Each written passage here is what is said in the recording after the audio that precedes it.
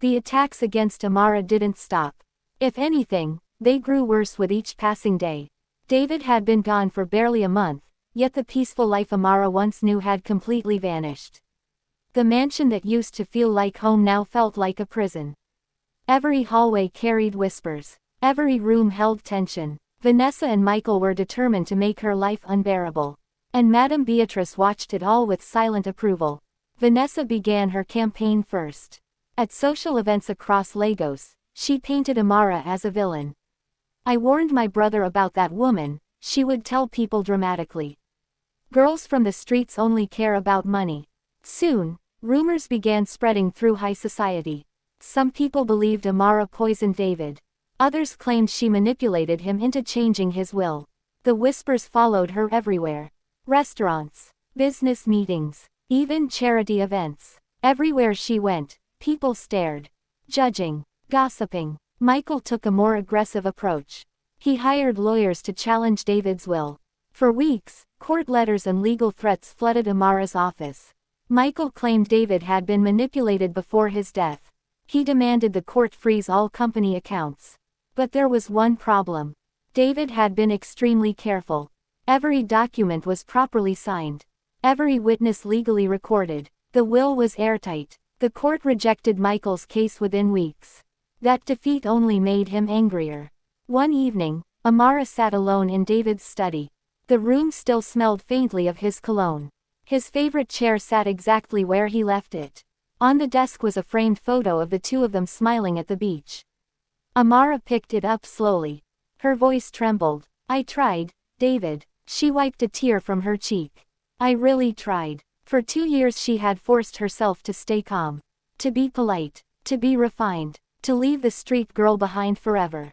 But now the very people she had sacrificed so much to impress were destroying her life. And they showed no signs of stopping.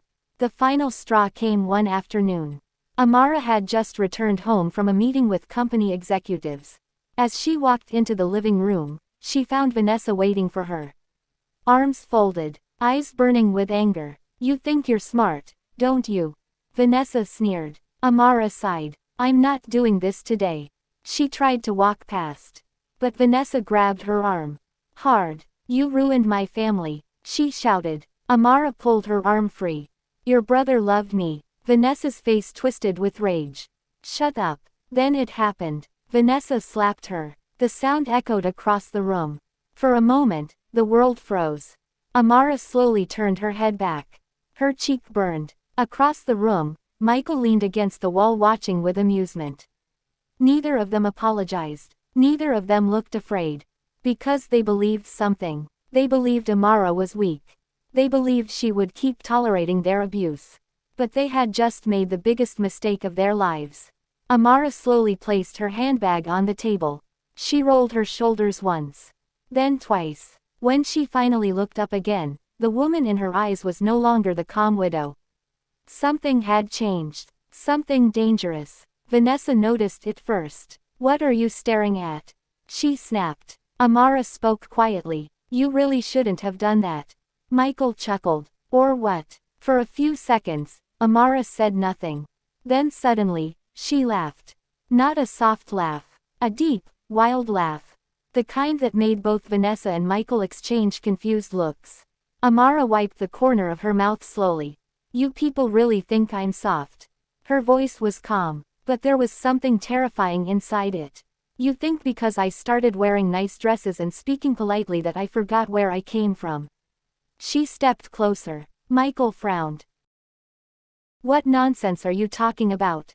Amara leaned slightly forward. "I survived the ghetto." Her eyes locked onto his. "Do you know what that means?" Silence. Her smile widened. "It means people like you don't scare me." The room suddenly felt colder. For the first time since David's death, the E's siblings realized something. The woman standing before them was not the quiet widow they had been tormenting. She was something else entirely. And they had just woken her up. The next few weeks shocked everyone. Amara stopped staying silent. Completely. First, she called a meeting with the board of David's largest company. In front of all the executives, she revealed something unexpected. Michael had been secretly withdrawing money from the company accounts for years.